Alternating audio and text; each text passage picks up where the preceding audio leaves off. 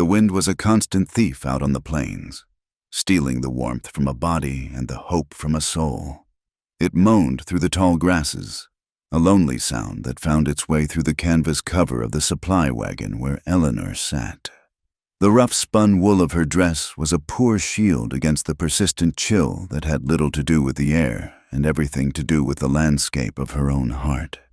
A black veil, thick as morning, obscured her face from the other travelers, a convenient lie to hide a grief no one could name. To them, she was a widow, a story simple enough for strangers to accept. The truth, however, was a far more stubborn and complicated thing. It lived in the whispers that followed her like her own shadow whenever she stepped down from the wagon at the end of a long day's crawl. "There she is," a woman named Martha would murmur to her husband, her voice a dry rustle of judgment. "The runaway bride from Willow Creek. Left a good man standing at the altar. They say—" Her husband, Jedediah, a man whose face was a roadmap of sun-baked disapproval, would grunt in response. "Brought shame on her family. A woman like that carries trouble with her. Best keep clear." Eleanor heard them. She always heard them. Their words were pebbles tossed against the stone wall she had built around herself. She had learned not to flinch, not to let the sting show on the small portion of her face visible below the veil. 3 years had passed since she had vanished the night before her wedding, slipping away like a ghost into the pre-dawn mist. 3 years of being a phantom, of moving from one small town to the next, never staying long enough for roots to take hold or for her story to catch up. But stories, like burrs, have a way of clinging. Now, in this slow-moving caravan inching its way toward the promise of Oregon, the whispers had found her again. She was thinner now than she had been then. The soft roundness of youth had been pared away, leaving behind a woman of sharp angles and guarded quiet.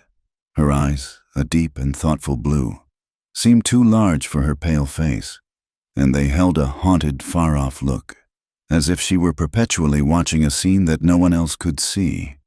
Even in the oppressive heat of midday, she wore a pair of soft leather gloves. They were worn smooth in places, the stitching frayed near the fingers, but she never took them off in the company of others. They were another layer, another barrier between her and a world she no longer trusted. Her hands, she knew, were traitors. They trembled at the slightest provocation, a testament to the turmoil she worked so hard to conceal. The caravan, a straggling line of 20 wagons, had been on the trail for 6 weeks. The journey had worn the optimism of the settlers down to a nub. The vast, unending sky and the monotonous plains had a way of shrinking a person, of making their dreams and ambitions feel small and foolish. They were a weary, irritable collection of souls, bound together by a shared destination and a growing unease. Word had been coming back from travelers heading east of increased trouble with raiders, desperate men who saw the slow-moving wagon trains as easy prey. It was this growing fear that led the wagon master, a pragmatic man named Miller, to halt their progress at a dusty, ramshackle supply outpost. It was barely a place at all, just a sod-roofed trading post, a corral, and a blacksmith's shed, all huddled together as if for protection against the sheer emptiness of the prairie. "We'll rest here 2 days," Miller announced, his voice carrying over the creak of wagon wheels and the lowing of tired oxen. "Take on fresh water and supplies. I aim to hire another gun or two if any can be found. The next stretch is the worst." Eleanor remained in her wagon, listening to the sounds of the camp setting up. She had no desire to mix with the others, to endure their sideways glances and pious silences. She preferred the solitude of her canvas world, with its familiar smells of dried apples, flour, and her own quiet sorrow. It was late in the afternoon when a new sound cut through the camp's weary rhythm, the steady, confident beat of a single horse approaching at a canter. She did not know why she looked. Some instinct, perhaps, some flicker of a past self she thought long buried. She pulled back a corner of the canvas flap just an inch, her world shrinking to that narrow slice of dusty reality. The horse was a fine buckskin, and the man on its back rode with an easy, familiar grace that made her breath catch in her throat. He was leading another horse, a pack mule by the look of it. He wore a plainsman's hat, the brim pulled low, casting his face in shadow. But it was the set of his shoulders, the way he held his head. It was a silhouette etched into her memory, a shape she had traced in her mind 1,000 times in the lonely dark. He dismounted near the trading post, and as he turned to tether his horse, the sun caught his face. Eleanor's heart stopped. It simply ceased to beat for a long, terrible moment, and the air in the wagon turned thick and suffocating. The face was older, harder. The sun and wind had carved new lines around his eyes and mouth. A dark stubble shadowed a jaw that seemed leaner, sharper than she remembered. But it was him. There was no doubt. It was James. Her hand flew to her mouth, stifling a gasp. The world tilted. The solid floor of the wagon suddenly unsteady beneath her. He looked different. Yes, rougher, more worn. Like a man who had seen too much and slept too little. But the eyes were the same.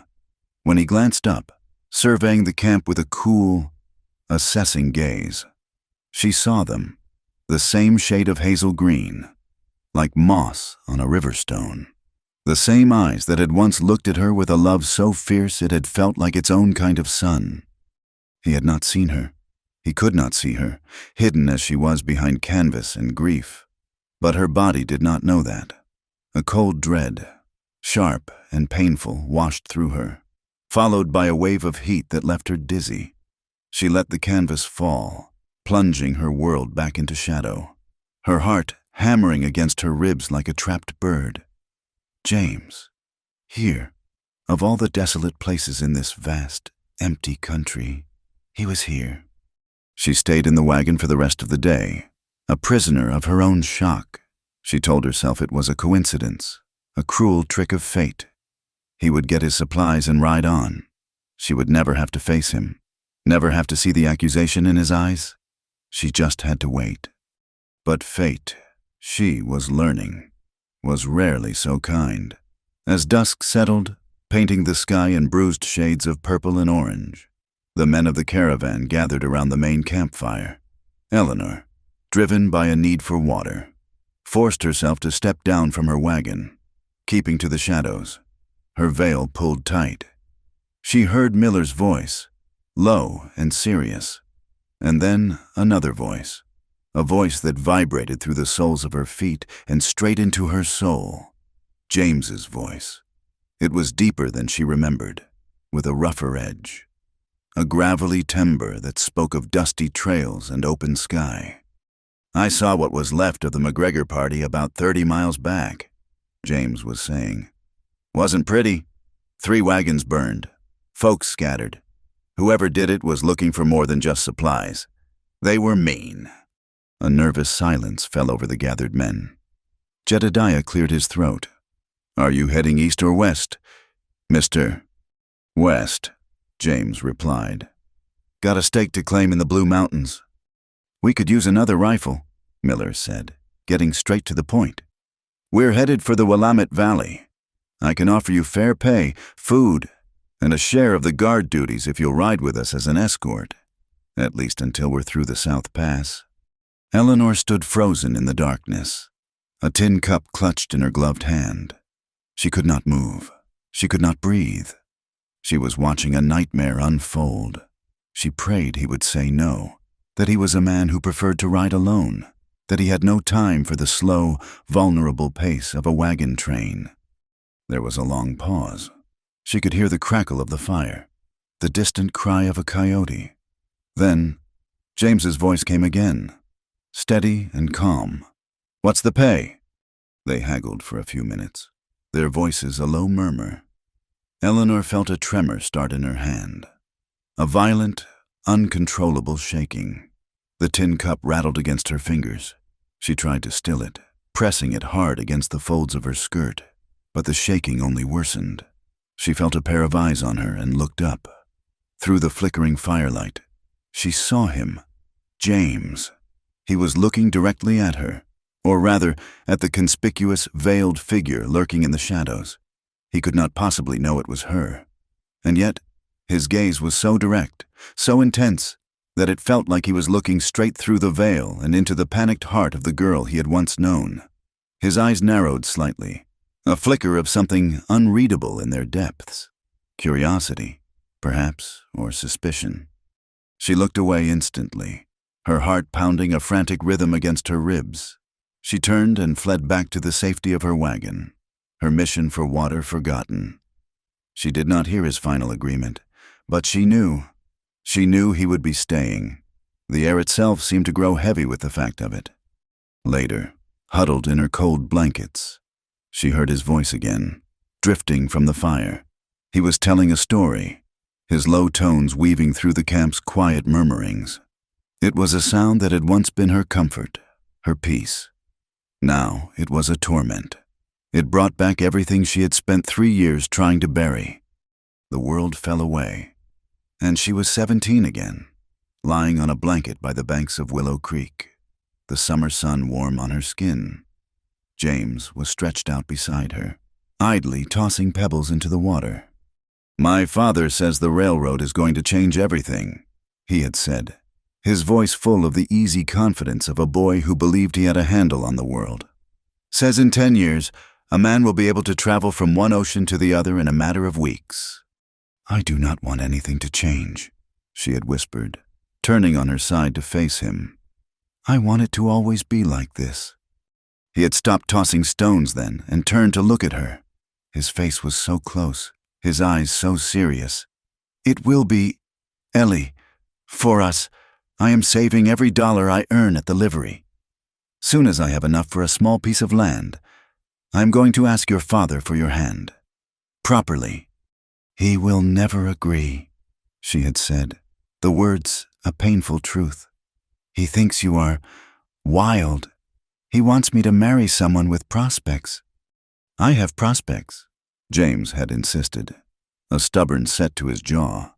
He had reached out and tucked a stray strand of her honey-blonde hair behind her ear, his fingers brushing her cheek. The touch was gentle, reverent. "My prospect is you. That is the only one that matters." She had believed him. With a girl's blind faith, she had believed that their love was strong enough to overcome anything, her family's ambitions, the town's rigid expectations, the sheer, unyielding weight of the world. They had met in secret for 2 years, their love a hidden garden in a town where every window felt like an eye. They had grown up together, their families living on opposite ends of the social ladder in their small border town. He was the son of the town's blacksmith, a boy who was more comfortable with horses than with people, and she was the daughter of the town merchant, a girl who was expected to be an ornament, a prize in a carefully arranged marriage. The memory soured, curdling in her mind. She remembered the night her father had called her into his study, a cold, formal room that smelled of leather and ledgers. He had not wasted time on pleasantries. "I have accepted a proposal of marriage for you," he had announced, his eyes fixed on the papers on his desk. "Mr. Abernathy is a wealthy man, a landowner with significant holdings. It is an excellent match. The wedding will be in June." The name meant nothing. The words meant everything. They were a cage, its door slamming shut. She had tried to argue, had tried to speak of James, but her father had cut her off with a wave of his hand. "You will put that blacksmith's boy out of your mind," he had said, his voice like chipping ice. "You will do your duty to this family." The final memory was the most painful, the one she pushed against most fiercely in the lonely hours of the night. It was the night she ran. She had met James in their secret spot, the moon a sliver of silver in the black sky. "Come with me," she had pleaded, her voice choked with desperation. "We can go west, start over, just the two of us." He had stared at her, his face a mask of confusion and hurt. "Run away. Ellie, that is no life. To be looking over your shoulder forever? No, we fight for it. Here, I will go to your father again. I will make him see." "He will not see," she had cried, grabbing his arm. He does not care about what we want. He only cares about his ledgers and his reputation. James, please." But he had been immovable, his sense of honor a wall between them. "I will not have you living like a fugitive. I will not steal you away in the night. There is a right way to do these things." "There is no time for the right way." Their argument had been quiet, vicious. He had not understood the depth of her panic, the finality of her father's decree. He saw it as a hurdle. She saw it as a cliff's edge. In the end, he had shaken his head, his face set in stone. "I cannot do it. Ellie, I will not." The words had been a death sentence. She had looked at him one last time, memorizing the face of the boy she loved, the boy who would not save her. "Then I have to go alone," she had whispered. And she had turned and walked away, leaving him standing by the creek, leaving her entire world behind. She had never known if he truly did not forgive her, or if she had never forgiven him for making her choose. A sound from outside the wagon jolted her back to the present. The low murmur of voices had died down. The camp was settling for the night. The only sounds were the crackle of the dying fire and the soft shuffling of the oxen. Alone in the suffocating darkness of her covered wagon, surrounded by strangers in the vast, indifferent wilderness. Eleanor stared into the blackness. She replayed the moment she had seen his face that afternoon, the shock of it, the impossible reality of it. Then her mind slipped back, as it always did, to the day she had left him, a wound that 3 years had not been enough to heal. A single hot tear escaped and traced a path through the dust on her cheek, in the quiet of the wagon, so soft that it was not even a sound. She whispered his name into the darkness. "James." The name was an old prayer on her lips, an ache in her soul, and out on the prairie, the wind moaned on, relentless and unforgiving. The land grew harsher with each turn of the wagon wheels. The gentle rolling plains gave way to a more broken and unforgiving country, a place of deep gullies and sudden, rocky outcrops that seemed to claw at the sky. The grass was thinner here, the earth drier, and the horizon, once a clean, simple line, was now jagged and menacing. They were moving deeper into a territory marked on the maps with warnings. A place where the rule of law was a distant rumor, and survival was a daily negotiation with God and circumstance. Tension settled over the caravan like a fine layer of dust, coating everything, tempers frayed. A child's cry could set a man to cursing, and the nightly campfires, once a place of shared songs and stories, grew quiet and watchful. The threat of raiders was a constant, unspoken presence, a shadow that moved at the edge of their vision. James Callahan, with his quiet vigilance and the Colt revolver that rested easy on his hip, was a comfort to the settlers, but he was also a reminder of the danger that made him necessary. His presence was anything but a comfort to Eleanor. The vast, empty landscape that had once felt like a refuge now seemed small and suffocating, a stage too small for the two of them. They moved in a careful, awkward orbit around each other, their paths crossing only when unavoidable. An exchange at the water barrel was a masterpiece of stilted courtesy. "Ma'am," he would say, his voice a low rumble, his eyes fixed on a point just over her shoulder. He would hold the bucket for her, his knuckles white where he gripped the handle. "Mr. Callahan?" she would reply, her own voice a mere whisper. Her face angled toward the ground so the veil obscured what little of it was visible.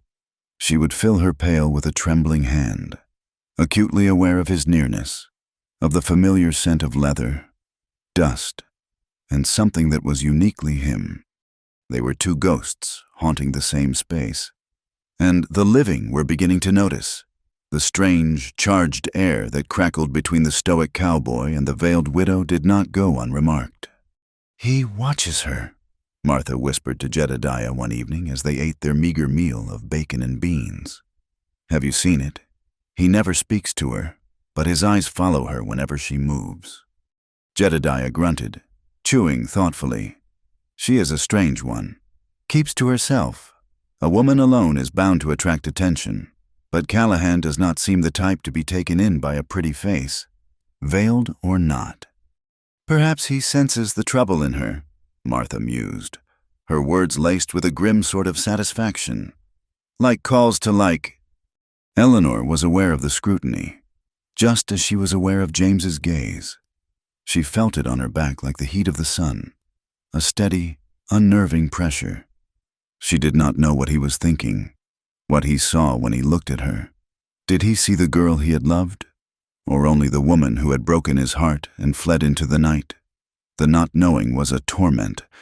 Adding to her disquiet was the presence of another widow in the group, a woman named Sarah Gable, Mrs. Gable was a practical, hardy woman whose husband had succumbed to a fever in the first weeks of their journey. Unlike Eleanor, she wore her grief openly, but did not let it consume her. She was direct and unafraid, with a ready laugh and a way of speaking to men that was entirely without artifice, and she had, it seemed, set her sights on James. Eleanor would watch from the shadows of her wagon as Sarah approached him by the fire, offering him a cup of coffee or a piece of freshly baked bread. She would stand close to him, her hand occasionally brushing his arm as she spoke, her laughter ringing out in the quiet evening. James, for his part, was polite but distant. He would accept the coffee, thank her, and answer her questions with a quiet reserve that offered no encouragement. Yet he did not move away. And Eleanor would watch, her gloved hands clenched into fists in the folds of her skirt, a cold, unfamiliar ache tightening in her chest. It was a feeling she had no right to, a bitter poison she forced herself to swallow. She had forfeited any claim to him 3 years ago. Still, the sight of another woman's hand on his arm, another woman's laughter in his ears, was like a knife twisting in an old wound. Her eyes, which she worked so hard to keep empty and distant, would become dark and unreadable, fixed on the scene by the fire until it blurred into a painful tableau of light and shadow. The sky had been threatening for days, a heavy, bruised yellow-gray lid pressing down on the plains. The air grew thick and still, charged with an energy that made the hair on one's arms stand on end. The oxen were skittish, their lowing full of a nervous complaint. Miller, the wagon master, pushed them harder, hoping to reach the shelter of a river bluff before the storm broke. They did not make it. It began with a whisper of wind that quickly grew into a roar. The sky, which had been a sullen gray, turned a terrifying shade of blackish green. Rain came not in drops, but in sheets, a solid wall of water that hit with the force of a physical blow. The world dissolved into a maelstrom of wind, rain, and mud. Wagons, which had seemed so sturdy and reliable, were tossed about like toys. The canvas covers, stretched taut over their wooden ribs, snapped and tore, the sound lost in the howl of the wind. Eleanor was inside her wagon, clutching a support beam as it pitched and swayed like a ship in a hurricane. Her world was a terrifying cacophony of splintering wood, the scream of the wind, and the panicked bellows of the oxen. She felt a sickening lurch as a wheel caught in a newly formed gully. And then the wagon tilted, slowly at first, then with a horrifying speed. The world turned upside down.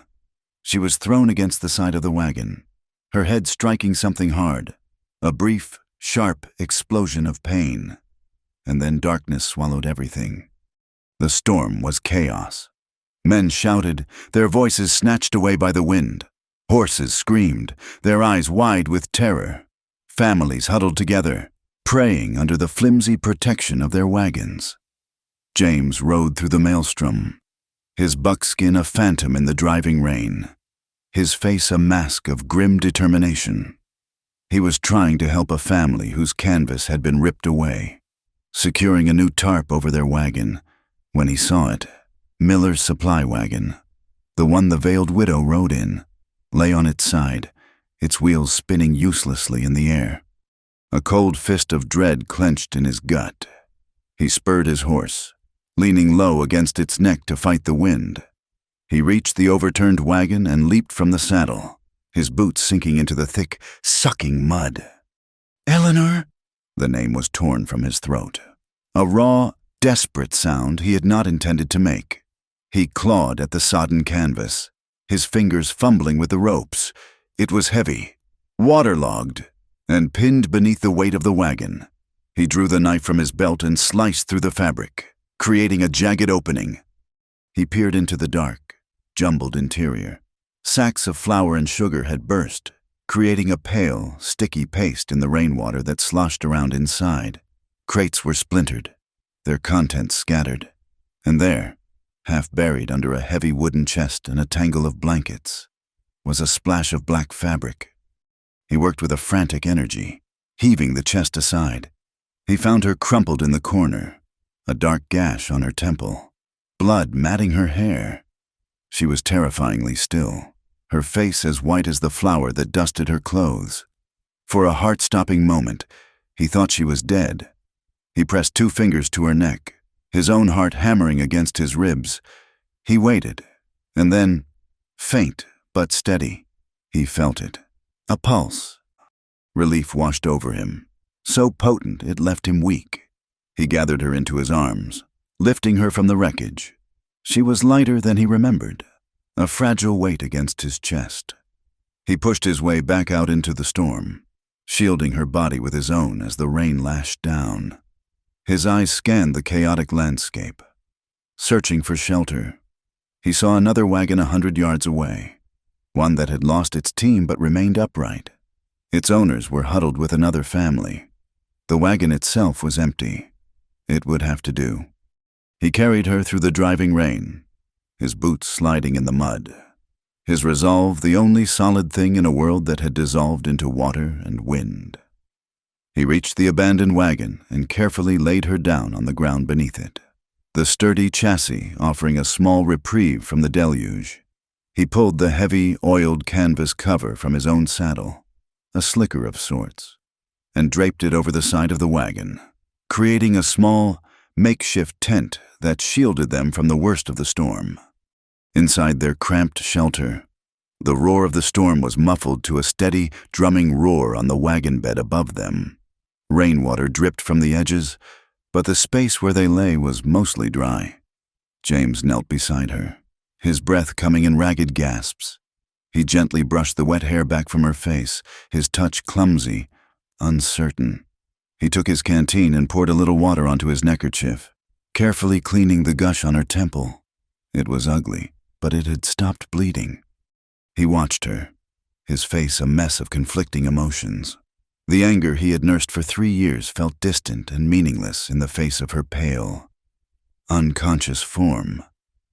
All he could feel was a profound, aching tenderness and a terrifying fear.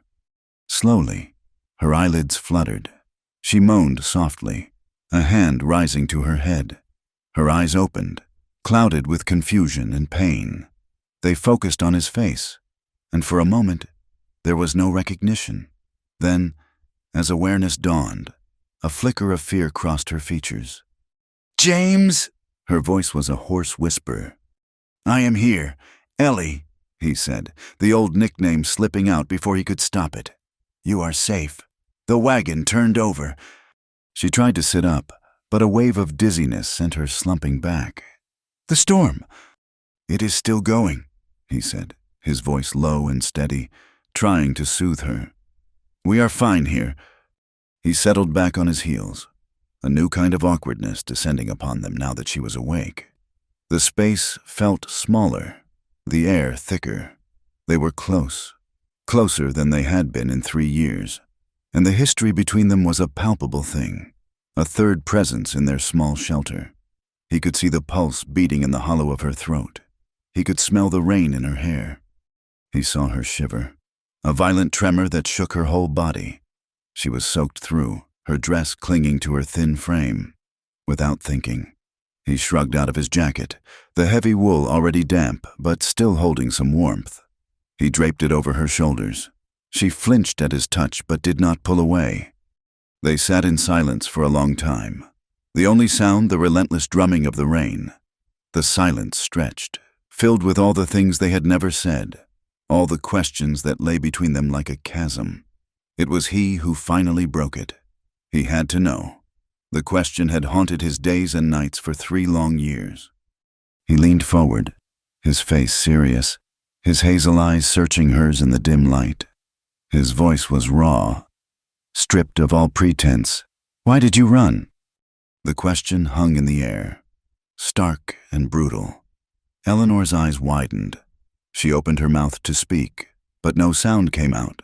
Her throat felt tight, constricted, as if the words themselves were a physical obstruction she could not force past her lips. All the reasons, all the half-truths, all the terrible, secret truths, they all tangled together, choking her. How could she explain a choice that had shattered her own life as much as it had his? How could she speak of the shame and the fear that had driven her into the wilderness? She looked at him, at the genuine pain and confusion in his eyes, and her carefully constructed walls crumbled to dust. Her composure broke. A single sob escaped her, a ragged, wounded sound. Tears welled in her eyes and traced paths through the grime on her cheeks. She reached out, her gloved hand trembling, and laid it on his. The gesture was fleeting, a moment of contact that was both a plea and an apology. His hand was warm and solid under hers, his calluses a familiar landscape against her leather-clad palm. For a single, breathless second, she held on, drawing strength from his presence. Then, as if realizing what she had done, she snatched her hand back, pulling his jacket tighter around her shoulders as if it were a shield. She turned her face away, unable to meet his gaze, and said nothing. That night, after the storm had passed and she was back in the relative shelter of another family's wagon, sleep offered Eleanor no escape. She drifted in a haze of pain and exhaustion, her mind a feverish landscape of broken images. She dreamed she was standing in a small, neglected churchyard somewhere she did not recognize. The air was cold, the sky the color of lead. Before her was a small mound of earth, unmarked by any stone, covered in weeds. She knelt in the damp soil, her hands digging, trying to find what she had lost, but there was nothing there, only cold, empty earth. A profound, hollow grief washed over her, a sorrow so immense it had no voice. She woke with a silent scream caught in her throat, the dream's desolation clinging to her like a shroud. At dawn, the camp was a scene of weary devastation. The settlers moved slowly, assessing the damage, their faces grim. Eleanor, pale but composed, emerged from the wagon she had been given shelter in. Her head throbbed, and every muscle in her body ached, but she moved with a deliberate calm, her mask of widowhood firmly back in place. She saw James standing by the wreckage of her wagon, salvaging what he could from the mud. He looked tired, his clothes still damp, his face shadowed with stubble. He must have been up all night, working while the others slept. He looked up as she approached, his movements ceasing. Their eyes met across the muddy, storm-ravaged camp. This time, there was no pretense. There was no stiff nod, no whispered courtesy. This time, there was only a long, weighted look.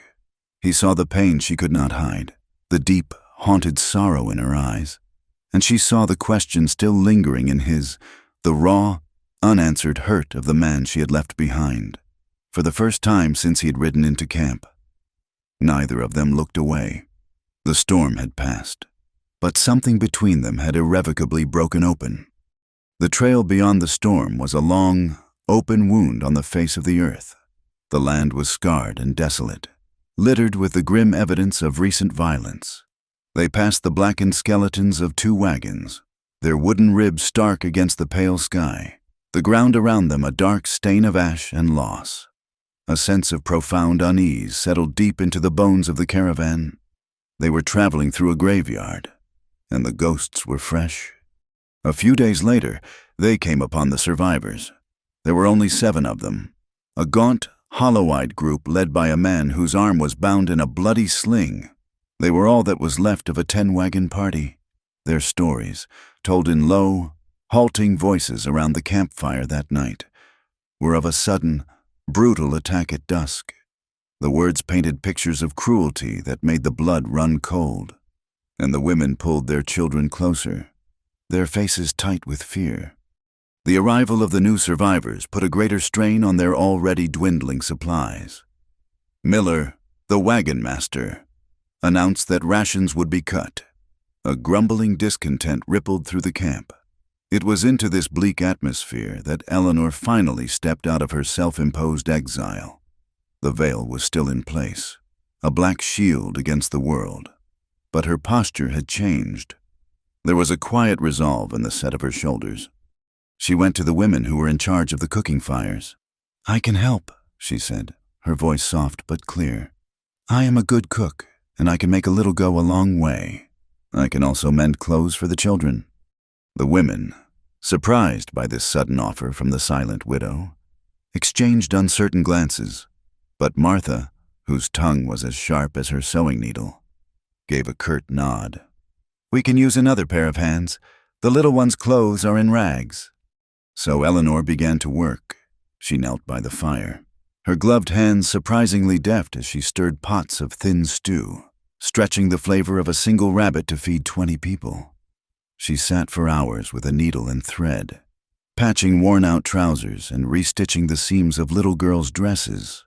The children, with their innocent lack of judgment, were the first to accept her. A small girl, with hair the color of corn silk, would bring her a wildflower. A boy with a serious face would watch silently as she worked, fascinated by the neat, even stitches. It was during one of these afternoons that she saw the man James had become, one of the new survivors. A sour-faced man named Finch, whose nerves were worn to a raw edge, had begun to take his fear out on his young son. Samuel, the boy, no more than 8, had spilled a small portion of the water ration. Finch's hand shot out, grabbing the boy by the collar of his shirt.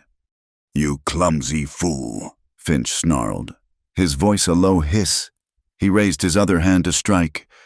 Before the blow could land, a figure moved with a quiet, deliberate speed. James was there. He did not say a word. He simply placed his hand on Finch's upraised arm. His grip must have been like iron, because Finch froze, his face contorting in a mask of anger and surprise. "Let the boy go," James said. His voice was not loud, but it held a quality of command that cut through the afternoon quiet. "He is my son. I will discipline him as I see fit." Finch spat, trying to wrench his arm free.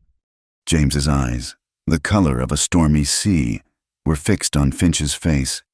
"You will not do it here. You will not do it in this camp. The boy made a mistake. We have all made them." He gave Finch's arm a slight, almost imperceptible twist, and the man winced, his fingers uncurling from the boy's shirt. Samuel scrambled away, his eyes wide with a mixture of terror and gratitude. James released the man's arm.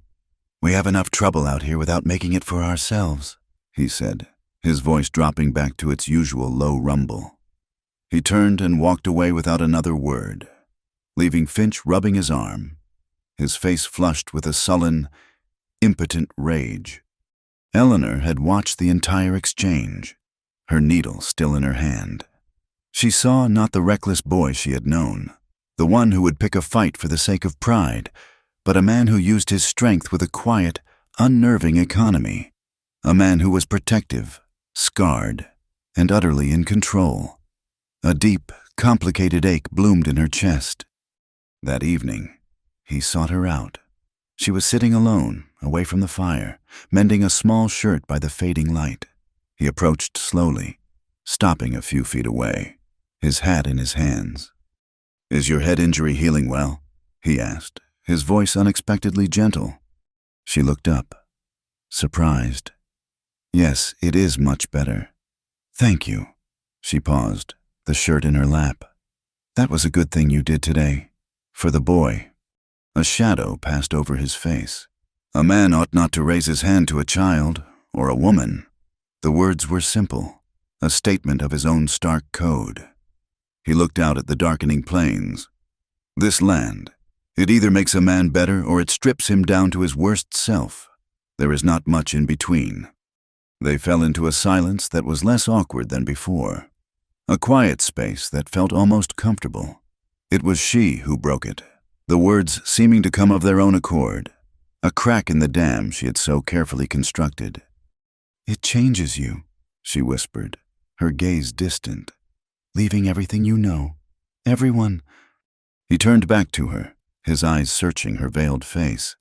"I imagine it does." "I lost everything after I left," she said, the confession a lead weight in the air. The words were true, but they were also a lie. They were a vast, empty room that hinted at the devastation without revealing the precious, broken thing that had been at its center. He was quiet for a long moment, processing her words. When he finally spoke, his voice was rough with an old, buried pain. "I looked for you, Ellie, for months. I rode to every town within 100 miles. I asked after you until people thought I was crazy. Then I just gave up.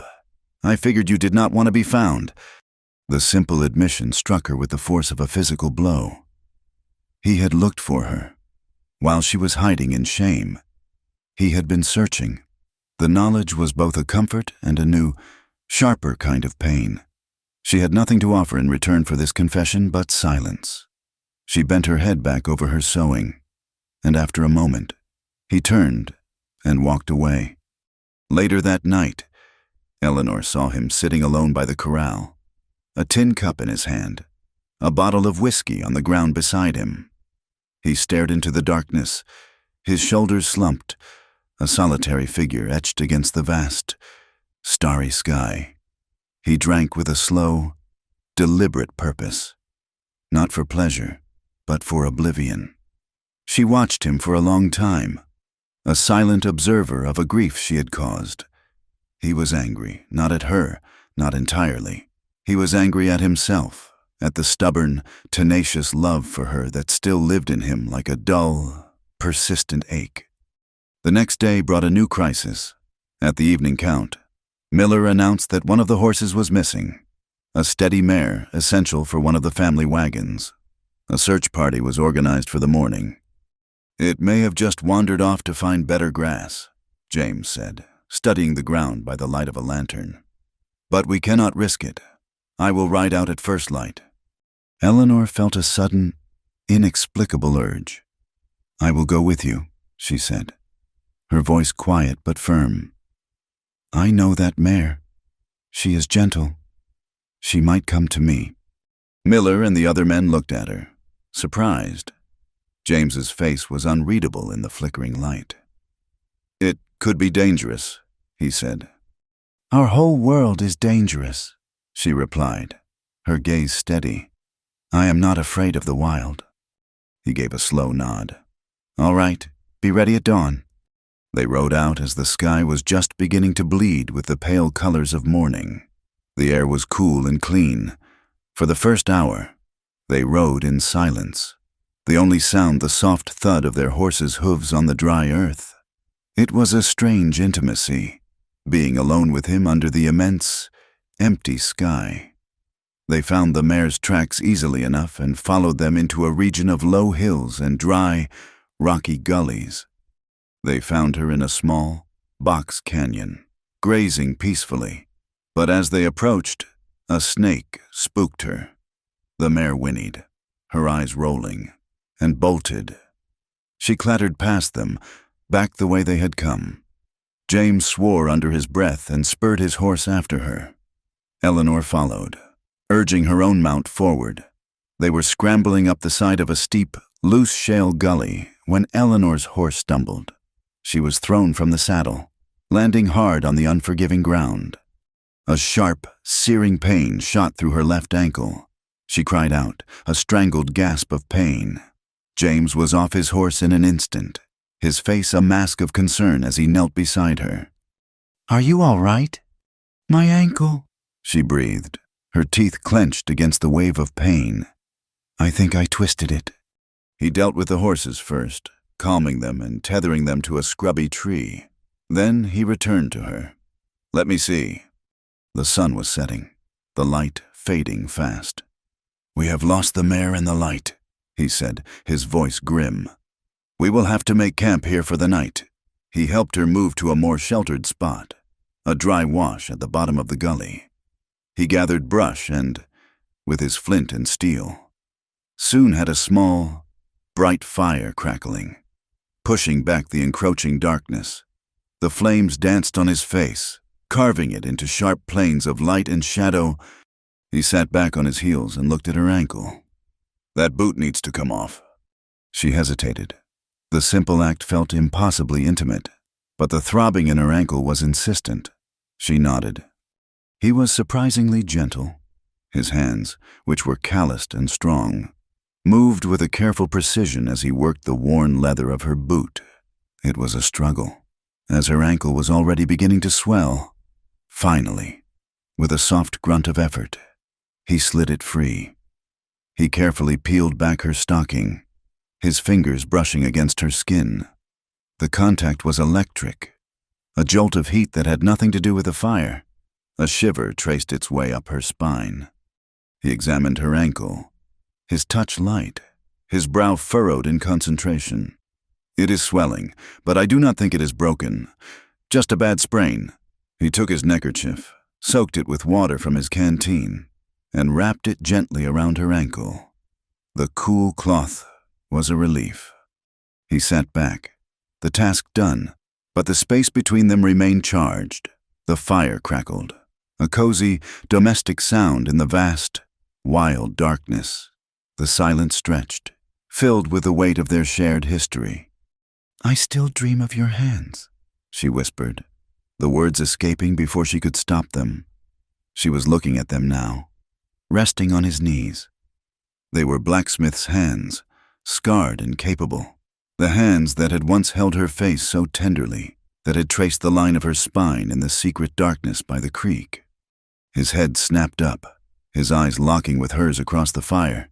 His face was stark, all pretense stripped away by the night and the firelight.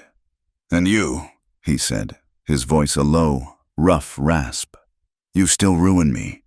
The words were a confession, a surrender. He moved then, shifting around the fire until he was kneeling in front of her. He reached out, his hand hesitating for a moment before cupping her jaw, his thumb stroking the soft skin just below her ear. She leaned into his touch, her eyes fluttering closed.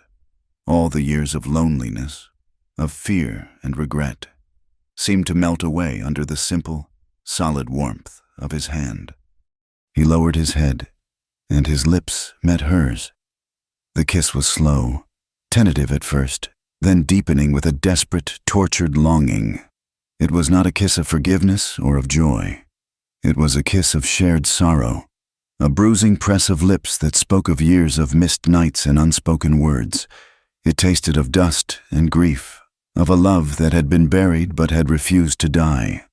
A fire, hotter and more dangerous than the one at their feet, ignited within her. A fierce, desperate need to be held, to be wanted, to forget everything but the feel of his mouth on hers. But with that fire came a wave of cold, dousing shame. The memory of the small, unmarked grave in her dreams rose up, a ghostly barrier between them. She pulled back, her breath coming in a ragged sob. She placed her hands on his chest, gently pushing him away.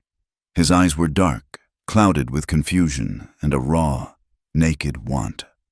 "I cannot," she whispered, her voice breaking.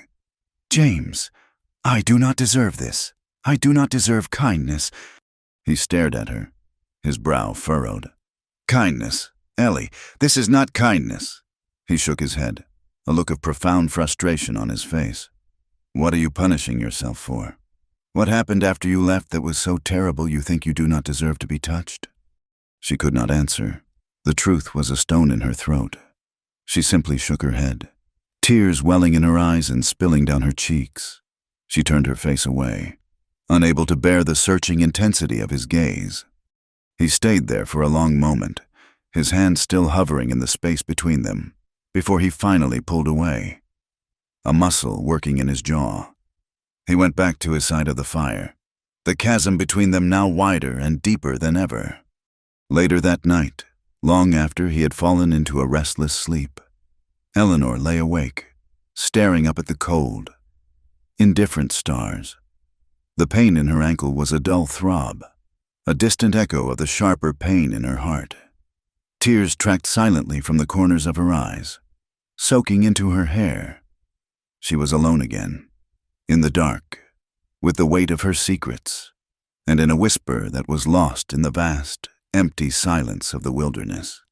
She said the words that had become the prayer of her soul. "I missed you every night." They returned to the caravan at midday, a somber pair leading a lame horse. The lost mare was never found. Eleanor's injury, and the quiet, charged atmosphere between her and James, did not go unnoticed. The story they told, of a fall, of a night spent waiting for dawn, was the truth. But it was a truth so spare it felt like a lie, and the camp, hungry for drama, filled in the blanks with their own dark speculations. Their journey was rerouted 2 days later. A scout came galloping back to camp, his face pale and his horse lathered in sweat. He brought news of the raiders again. They had struck a small, government-sponsored freight convoy less than a day's ride ahead on the main trail, leaving nothing but smoke, blood, and bodies. Miller made a swift decision. They would turn north, taking a little-known detour, a steep and treacherous path through the Badlands that was said to cut 5 days off the journey to the pass. But it was a trail most avoided for its harshness.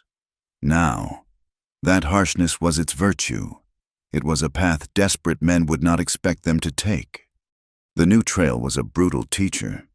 It was a narrow track that clung to the sides of steep, rock-strewn hills, a place where a single misplaced wheel could send a wagon tumbling into the ravine below.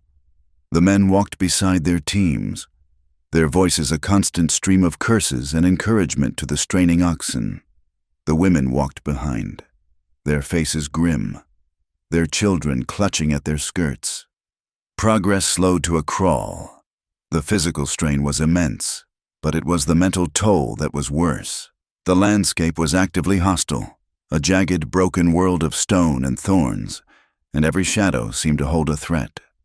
For Eleanor, the journey became a special kind of torment. Her sprained ankle, which had been merely painful, became an angry, swollen knot of agony. The constant walking, the uneven ground, the jarring ride when she was forced to be in a wagon, it all made it worse. A deep, ugly purple bruise spread up her calf.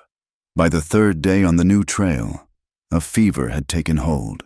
It began as a chill she could not shake, a tremor in her hands that had nothing to do with her nerves. Soon, her skin was hot to the touch, and her eyes, when she looked at the world, saw it through a shimmering, distorted haze.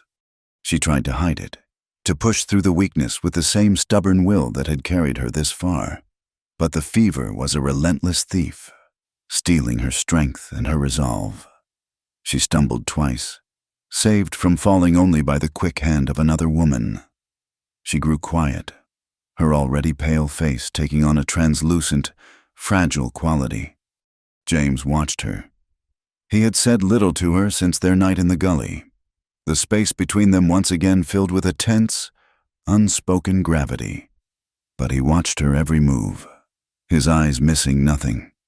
He saw the slight stumble, the way she braced her hand against a wagon wheel to steady herself, the sheen of sweat on her brow that had nothing to do with the day's heat. That afternoon, he approached the wagon she was leaning against, his face set in grim lines. "You cannot keep walking," he said, his voice low and devoid of any preamble. "You are sick." "I am fine," she insisted, her own voice a weak, feathery thing that betrayed her. "No, you are not," he countered, his gaze unwavering. He turned to the family whose wagon she rode with. "She will ride with me. My wagon is lighter. It will be an easier ride for her." His wagon was little more than a buckboard. Carrying his own spare supplies, it was not built for comfort, but, as he said, it was lighter than the big, family-sized prairie schooners. The family, relieved to be rid of the burden of a sick passenger, readily agreed. But as James helped Eleanor, her body trembling with feverish weakness, up onto the seat of his buckboard, a murmur went through the watching settlers. The gossip, which had been a quiet stream, now swelled into a rushing current. It was one thing for the hired gun to be civil to the strange widow. It was another thing entirely for him to take her into his personal care, to set her apart in his own wagon. It was an act of intimacy that the small, self-contained world of the wagon train could not ignore. The whispers followed them like flies. "He is making a fool of himself over her," Martha sniffed, watching them go. "She has him bewitched." Jedediah grunted. "A man thinking with something other than his head is a sorry sight. No good will come of it." The judgment was a palpable force, a wave of disapproval that Eleanor could feel even in her fevered state. She sat beside James on the hard wooden seat, her veil pulled tight, her body rigid with a shame that burned hotter than her fever.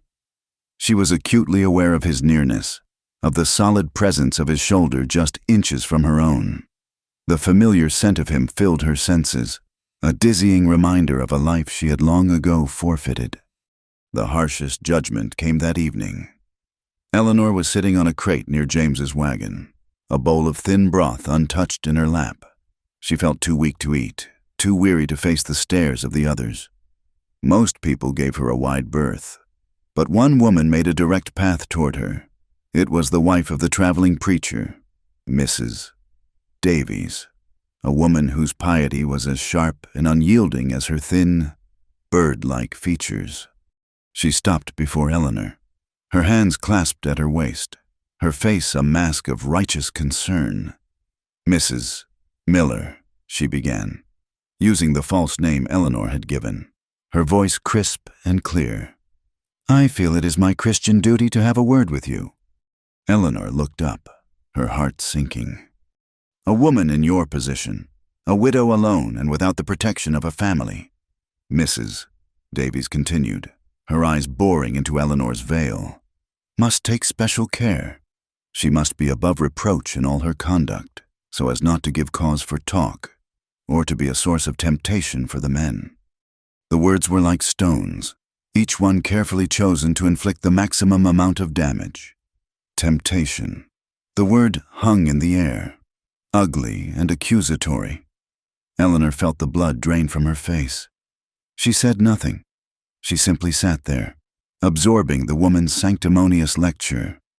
Her gloved hands clenched so tightly in her lap that her knuckles ached. Her silence seemed to embolden Mrs. Davies. "Mr. Callahan is a man charged with protecting this entire caravan. It is not right that his attention should be so singularly focused. It distracts him from his duties and sets a poor example. I trust you understand my meaning." Eleanor understood perfectly. She was a stain, a blemish on the moral fabric of their small community. She was the runaway bride, the fallen woman, and no amount of quiet work or humble service could wash that stain away. She gave a single, almost imperceptible nod. It was all the response she could muster. Satisfied, Mrs. Davies gave a tight, thin-lipped smile and walked away, her duty done. Eleanor did not move for a long time. She sat there as the sun dipped below the horizon, plunging the harsh landscape into a soft, forgiving twilight. When she finally rose, she moved like an old woman, every step an effort.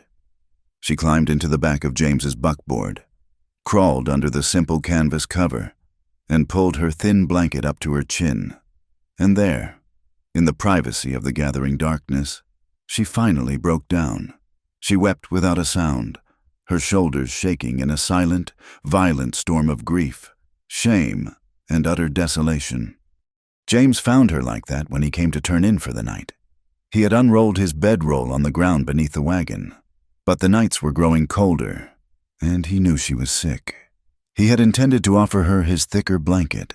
He pulled back the canvas flap and saw her, a huddled shape in the darkness, her whole body trembling with suppressed sobs.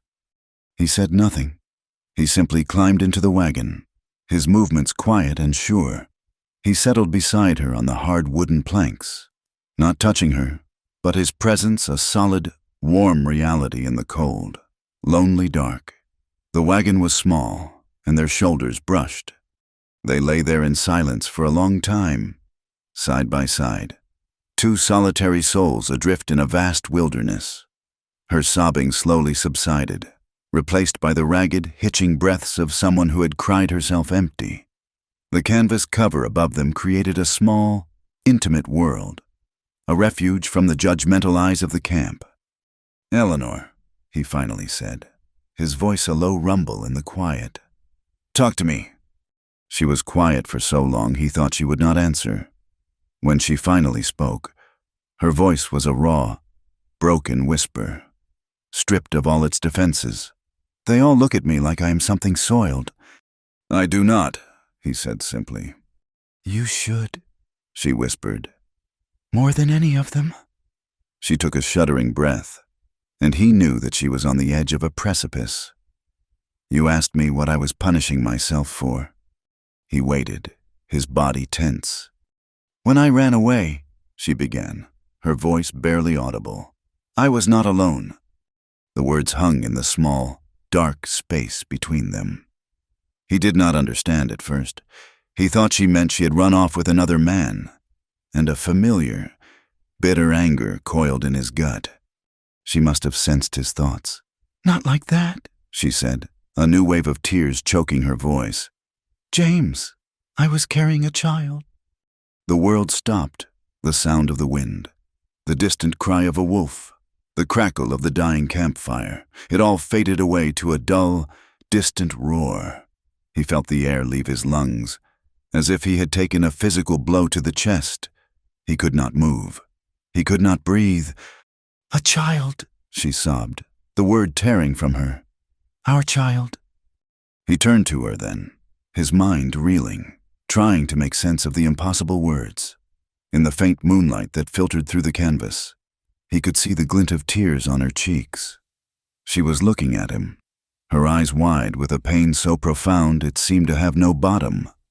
The anger, the bitterness, the years of resentment, it all dissolved in a single, devastating instant, replaced by a grief so immense, so hollow, it threatened to swallow him whole.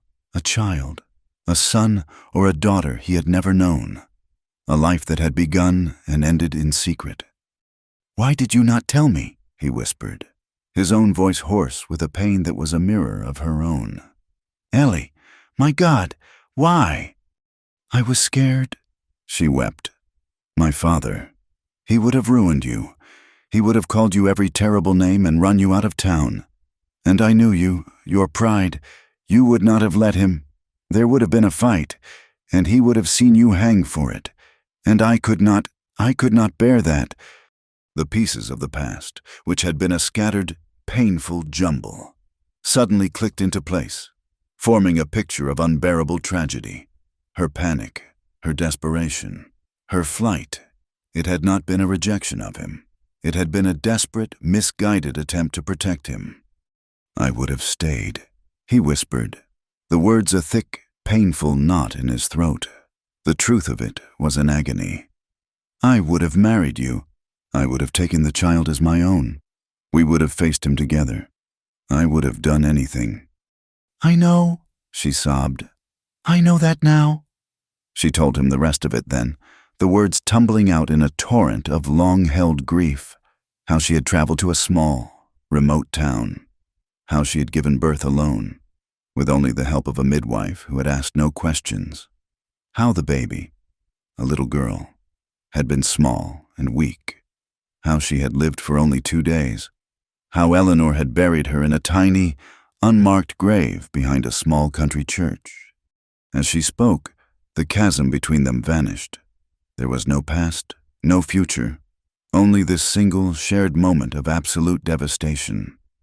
He reached for her, and she turned into his arms, clinging to him as if he were the only solid thing in a world that had crumbled to dust. He held her tight, his hands stroking her hair, his own tears falling silently into the darkness. Their grief was a raw, living thing, unspooling between them like a river of blood, a sorrow too heavy for one person to bear alone. They clung to each other, two broken halves of a whole they had never known they had lost. And in that brokenness, something else ignited, a desperate, trembling, fierce need that was born of grief and years of suppressed longing. His hand moved from her hair to her face, his thumb tracing the line of her jaw. He tilted her head up, and in the dim light, he kissed her. It was a kiss of shared sorrow, salty with tears, but it deepened into something more. It was a reclaiming, a desperate affirmation of life in the face of so much death. Years of wanting, of missing, of imagining this moment, exploded between them. Her hands, no longer gloved, tangled in his hair, pulling him closer, his arms wrapped around her, lifting her as if she weighed nothing at all. There was no gentleness in their coming together. It was not perfect or tender. It was a raw, elemental collision. It was desperate and trembling, a fierce, frantic search for solace in each other's arms. It was the sound of her ragged breath, the feel of his calloused hands on her skin, the solid, undeniable reality of his body against hers. It was a confirmation that they were still alive, that they could still feel something other than pain. "You are mine," he whispered against her skin, the words a raw, possessive groan. "You always were." And she, in the throes of a release that was as much spiritual as it was physical, murmured his name, and then the words that had been her constant, secret refrain. "I missed you every night," she said, the words a prayer, a confession, a litany of her love. "I missed you every night." Afterward, they lay tangled together, their bodies slick with sweat, their breathing slowly returning to normal. The silence that descended was different now. It was not empty. It was filled with the weight of their final, shared secret. Eleanor lay with her head on his chest, listening to the steady, reassuring beat of his heart. The shame, however, had not been washed away. It was a deep, indelible stain. "I still feel unworthy," she whispered into the darkness, the words a small, fragile thing. He was quiet for a moment. Then he shifted, propping himself up on one elbow so he could look down at her. He reached out and cupped her face, his hand warm and gentle. His eyes, even in the darkness, were full of a fierce, unwavering light. "Eleanor," he said, his voice thick with an emotion she could not name. "I would carry your shame if it meant I could carry you." The days that followed were a descent into a slow, grinding purgatory. The detour through the Badlands was a relentless assault on both body and spirit. The sun was a merciless hammer in a bleached white sky, and the landscape remained a study in brown and gray, a world of rock and dust that offered no comfort, no relief. Supplies, already low, dwindled at an alarming rate. The ration cuts grew deeper, and the gnawing emptiness in their bellies became a constant, dull ache. Hunger made men mean and women desperate. Tempers, already frayed, were stretched to the breaking point. A misplaced tool, a spilled cup of water, the thin, fretful cry of a hungry baby. Any of it was enough to ignite a firestorm of bitter, angry words. Eleanor's fever broke, but it left her weak, a fragile shadow of her former self. Yet, the intimacy she had shared with James under the canvas cover was a new, secret strength. It was a single, warm coal in the cold emptiness of her life. They moved with a new awareness of each other, a quiet understanding that needed no words. He would bring her a cup of water, his fingers brushing hers, a silent question in his eyes. She would meet his gaze, a flicker of a smile her only answer.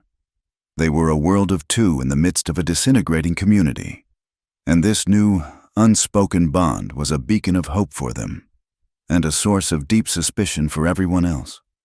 The resentment that had been simmering in the camp finally boiled over. It came from Jedediah, the hard-faced farmer whose disapproval had followed Eleanor from the beginning. His own wife, Martha, was sick with a cough, and their youngest child was thin and listless. Misery needed a target, and Jedediah found his in Eleanor. He confronted James one evening as the men gathered to discuss their grim prospects. Eleanor was nearby, doling out a pitifully small portion of stew to one of the children.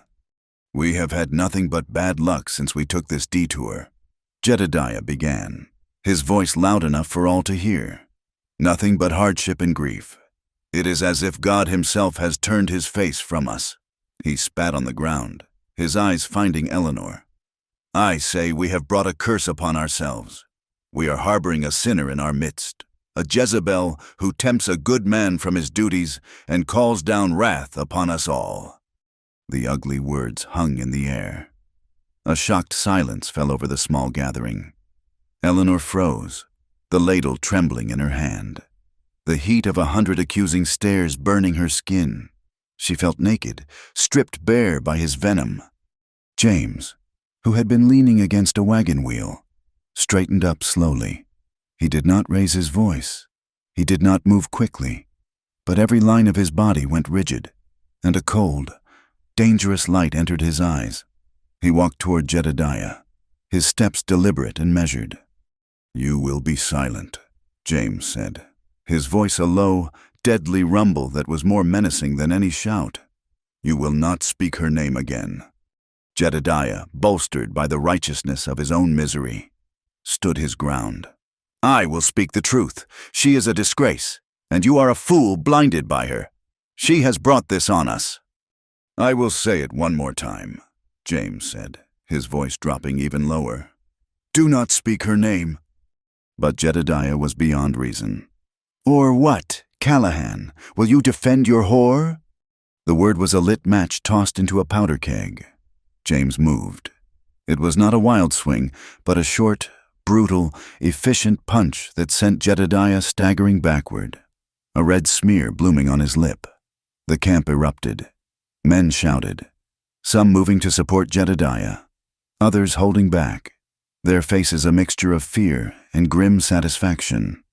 Finch, the man who had abused his son, saw his chance for revenge and charged at James from the side. The fight was a messy, desperate affair, a whirlwind of flailing fists and grunts of pain in the dusty twilight. James fought with a cold, controlled fury, a man with nothing left to lose and everything to protect. He was a better fighter than them, stronger and quicker, but there were two of them, and their rage was fueled by hunger and fear. Eleanor watched in horror, her heart hammering against her ribs. This was her nightmare come to life. The very violence she had fled her home to prevent was happening now, here, in this desolate wasteland, all because of her.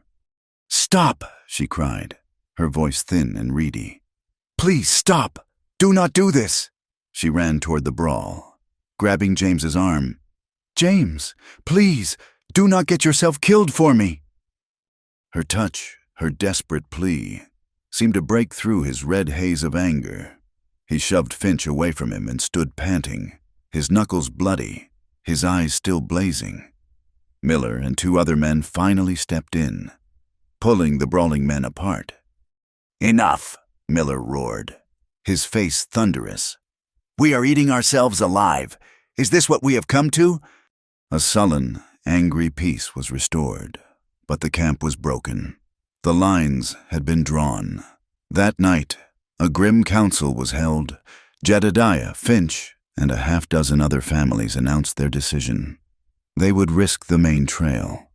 They would rather face the raiders than travel another day with the curse that James and Eleanor had brought upon them. The next morning, the caravan split. It was a sad, quiet affair. Wagons were hitched, goodbyes were mumbled, and the larger portion of the caravan, led by Jedediah and a reluctant Miller, creaked its way back toward the main trail, leaving a small, forsaken group behind. Eleanor watched them go, a hollow feeling in the pit of her stomach. She had stayed.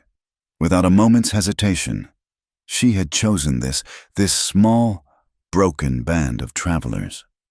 The few that remained were a motley collection, a young family whose child Eleanor had nursed through a fever, the boy Samuel and his now chastened father, and two other families who valued James's skill with a rifle more than they feared Jedediah's superstition. They were a small island in a vast, hostile sea. That night, the camp was unnaturally quiet. The absence of the others was a palpable thing. James came to Eleanor as she sat staring into the small fire, the weight of the day's events heavy on her shoulders. He sat beside her, close enough that their knees touched. "I want a new beginning, Eleanor," he said into the quiet, his voice earnest and low. "When we get through this, I want to build something real, with you." She looked at him, at his bruised knuckles and the fierce hope in his eyes, and her heart ached. She wanted to believe him, but the shame was a part of her now, woven into the very fabric of her being. "They will not let us," she whispered, her voice full of a weary resignation. "People will always talk. They will never forget who I was." He reached out and took her hand, his calloused palm enveloping hers. His grip was firm, resolute. "Let them remember," he said, his voice fierce. "Let them see who you are now." His words were a challenge, a promise. He did not want to hide her or erase her past. He wanted to stand with her in the full light of day and defy the world. For the first time in 3 years, a tiny, fragile seed of hope began to sprout in the barren soil of her heart. They reached the river 3 days later. It was not a gentle, meandering stream, but a wide, fast-moving current, its brown water churning with a muscular power. It was swollen from recent rains upstream, and the crossing looked treacherous. They spent the better part of a day preparing, securing their wagon beds and planning their route across. The first wagon, carrying the young family, made it halfway across before disaster struck. One of their oxen, spooked by the swirling water, lost its footing. The wagon lurched violently, and their small daughter, a 5-year-old named Lucy who had been peering over the side, was thrown from the wagon and into the racing current. A collective scream went up from the bank. The little girl's head bobbed to the surface, her arms flailing, before she was swept downstream. For a frozen moment, everyone was paralyzed with horror. Everyone but Eleanor. She did not think, she did not hesitate. She saw the child, and a fierce, protective instinct, an echo of the motherhood she had so briefly known, took over. She ran along the riverbank, her skirts flying, her eyes fixed on the small, struggling form in the water. She kicked off her worn-out shoes and, without a second thought for her own safety, she dove into the cold, churning river. The shock of the cold water stole her breath. The current was a powerful, living thing, pulling at her, trying to drag her under. But she was a strong swimmer, a skill learned in the lazy summers by Willow Creek. She fought the river, her strokes powerful and desperate, her entire being focused on the small, bright splash of Lucy's dress. James was a heartbeat behind her. He had seen her dive, a flash of dark fabric against the brown water, and a terror colder and more profound than the river itself had seized him. He plunged in after her, his powerful strokes eating up the distance. Eleanor reached the little girl first. Lucy was coughing, sputtering, her eyes wide with terror. Eleanor grabbed a fistful of her dress, holding her head above the water.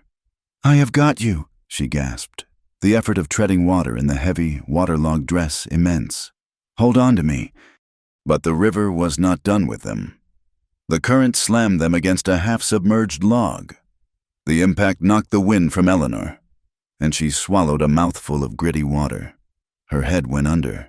She came up sputtering, her vision graying at the edges. Her strength was failing.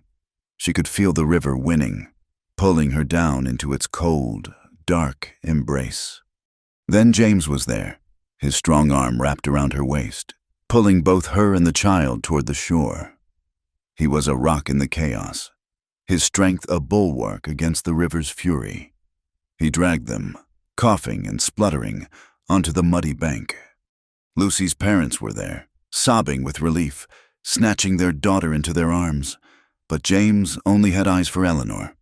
She lay on the bank, her chest heaving, her body racked with shudders. She was pale, her lips blue, but she was alive. He knelt beside her, his own body trembling with the aftermath of adrenaline and fear. He pushed the wet hair from her face, his touch frantic, desperate. He looked at her, at this woman who had just risked her life for a child without a moment's hesitation, and the last of his emotional armor crumbled. He lowered his head to her shoulder, and she felt the shudder that went through him, felt the hot dampness of his tears on her neck. He was sobbing, not with relief, but with the raw, terrifying memory of almost losing her.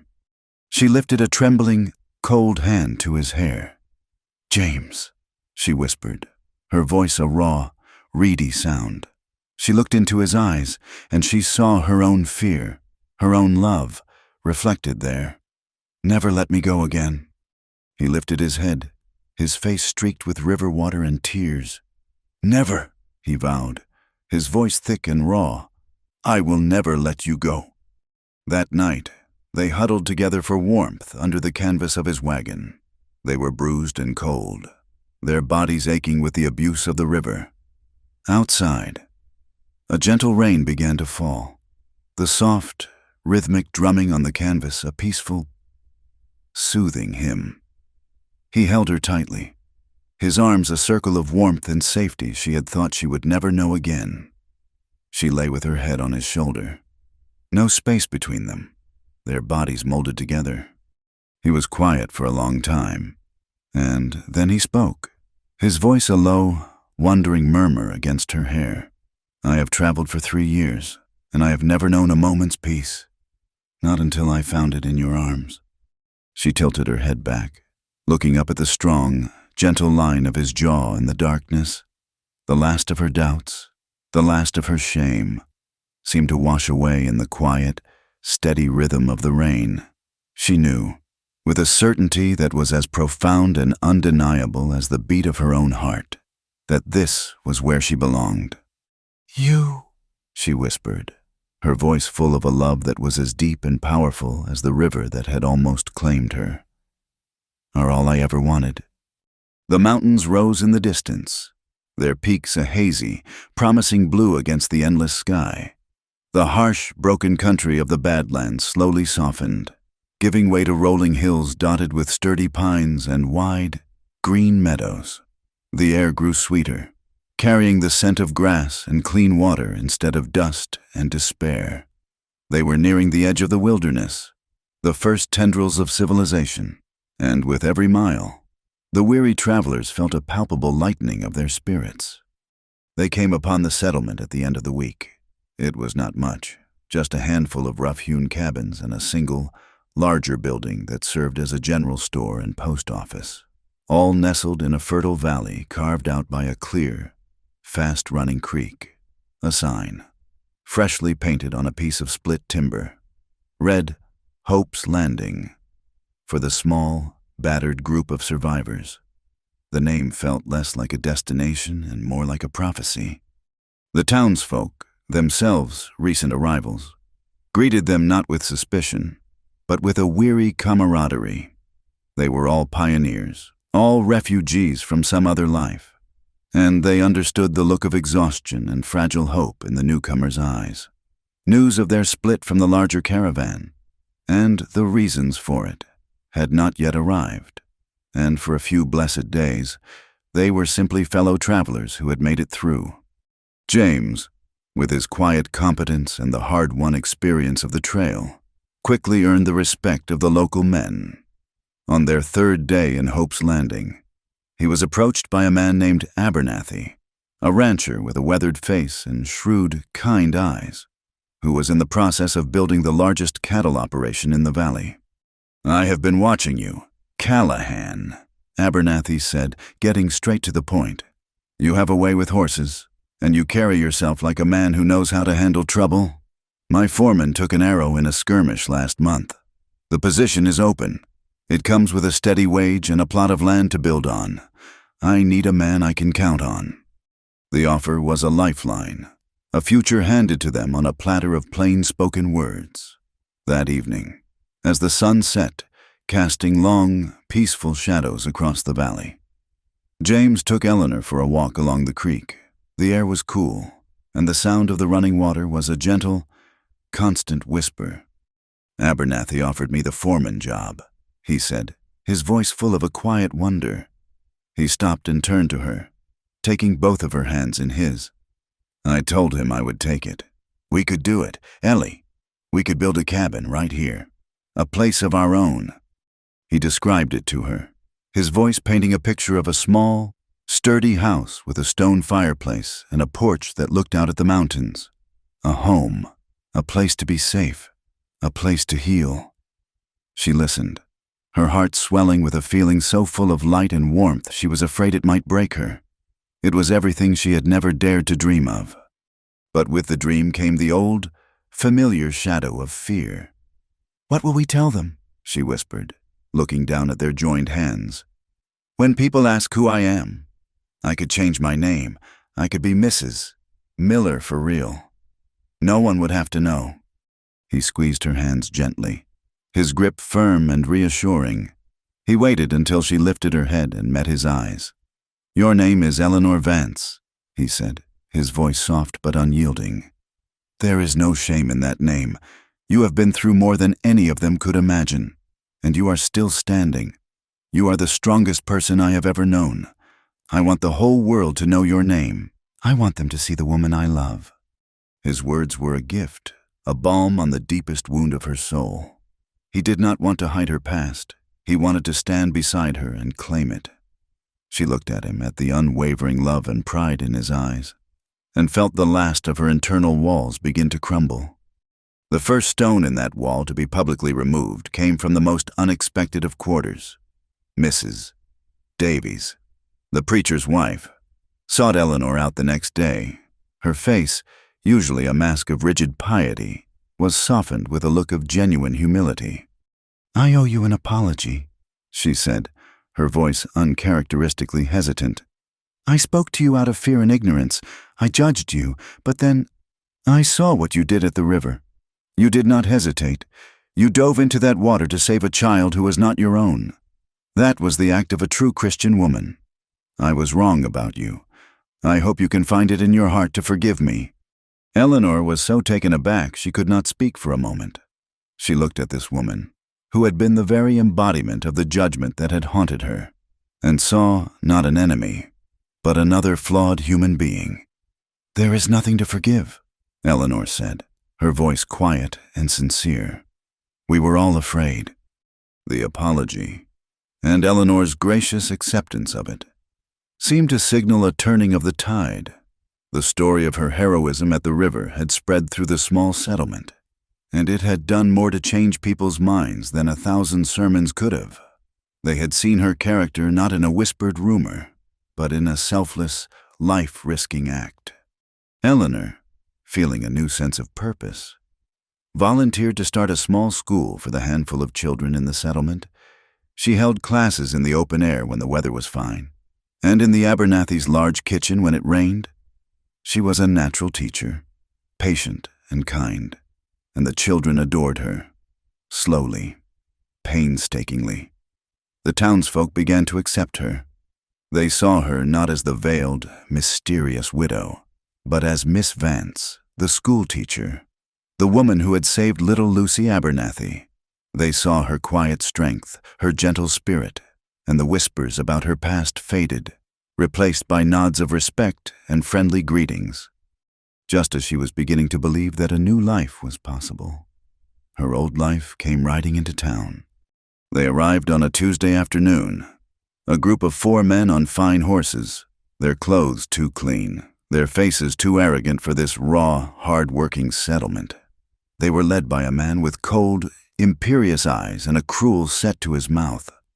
Eleanor saw him from the window of the general store, and the blood in her veins turned to ice. It was Silas Blackwood, the brother of the man she was supposed to have married. He saw her at the same moment. A slow, triumphant, and utterly contemptuous smile spread across his face. He dismounted and strode toward the store, his men fanning out behind him, their presence a calculated act of intimidation. The town went quiet. People stopped what they were doing, sensing the arrival of trouble. James was at the other end of the settlement, helping to build a new corral, but word traveled fast in a place so small. Silas pushed his way into the store, his gaze pinning Eleanor where she stood. "Well, well," he said, his voice dripping with scorn. "Look what we have here, the runaway bride. We have been searching for you for a long time. Eleanor, my brother's good name was dragged through the mud because of you. Our family was shamed. You are coming back with us. You are going to face the whole town and confess what you are." His words were a public branding, an attempt to strip her of the new life she had so carefully built and drag her back into the mire of her past. Fear, cold and sickening, coiled in her stomach. She felt the old impulse to run, to hide, to disappear. But then she saw the faces of the people in the store. She saw Lucy Abernathy's father, his hand resting on the axe handle he used for splitting wood. She saw Samuel's father, no longer sullen, standing a little taller, his eyes fixed on Silas with a look of quiet dislike.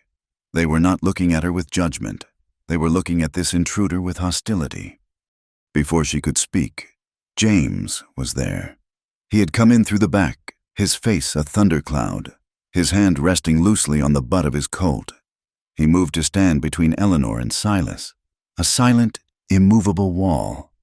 "She is not going anywhere," James said, his voice dangerously soft. Silas laughed, a harsh, ugly sound. "And who are you? Her new protector? Did she run from a wedding to a dirt-floored cabin with a hired gun?" "He is the foreman of my ranch, Mr. Abernathy said, stepping forward. "And Miss Vance is our school teacher. This is a decent town, Mr. We do not take kindly to outsiders coming in and making trouble." "This is a family matter," Silas snarled, his hand inching toward the pistol on his own hip. "It has nothing to do with you." "It has everything to do with us," another man called out from the doorway. "Miss Vance saved my daughter's life." The tide was turning.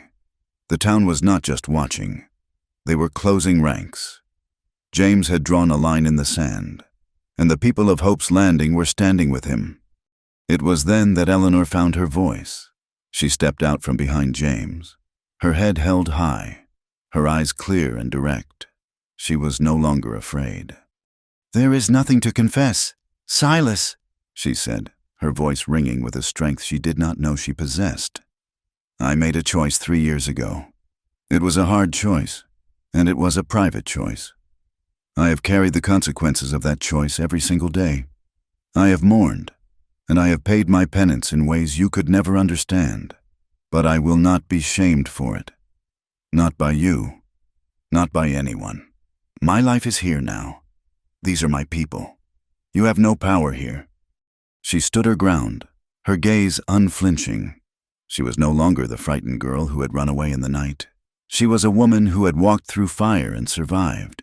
She had faced down storms and rivers and her own demons. A spoiled man with a wounded sense of family pride was nothing compared to that. Silas stared at her, his face a mask of disbelief and rage. He had come expecting a weeping, broken creature he could drag home like a trophy. He had found a queen in her own kingdom, surrounded by a loyal court. He looked from her face to the hard, unyielding faces of James, Abernathy, and the other settlers. He was outnumbered, outmaneuvered, and utterly defeated. With a final, venomous glare, he turned on his heel and stalked out of the store, his men following in his wake. They mounted their horses and rode out of Hope's Landing, leaving a cloud of dust and a profound, victorious silence in their wake. The moment they were gone, James turned to Eleanor. His face was full of a love so deep, so full of pride. It took her breath away. In front of the entire town, in the broad light of day, he reached out and took her hand. He did not say a word. He simply laced his fingers through hers and held on tight. A public, undeniable declaration. That night, under the familiar canvas cover of the wagon, she wept, But these were not the silent, bitter tears of grief or shame. They were tears of hope, a flood of relief so powerful it felt as if it were washing her soul clean. She wept for the girl she had been, for the baby she had lost, and for the woman she was finally becoming. The story ends not in the dark, but in the sun. A month later, the frame of a small cabin stood on a gentle rise overlooking the valley. The scent of fresh-cut pine hung in the air, a clean, promising smell. James, his sleeves rolled up and his face beaded with sweat, worked with a steady, joyful rhythm, his hammer blows ringing out in the clear mountain air. Eleanor stood beside him, watching him build their future. She wore a simple calico dress, and her face was tilted up to the sun. There was no veil. Her hands, resting on the first timber of their new home, were bare. There were no gloves. There was no shame. She looked at the strong line of his back, at the way the sun lit his hair, and a feeling of profound, peaceful love filled her. She touched his arm, and he turned, his face breaking into a smile. "I missed you every night," she said. "One last time." The words were not a lament now, but a quiet, simple statement of a truth that had brought them here. He put down his hammer and took her bare hands in his, lifting her knuckles to his lips for a soft kiss. "I know," he replied, his voice a low, gentle murmur. "I came back every night, in dreams." Thank you for listening to our story around the Wild West Campfire. We would love for you to comment with where you are listening from to connect with others. Subscribe to the channel and share your thoughts in English.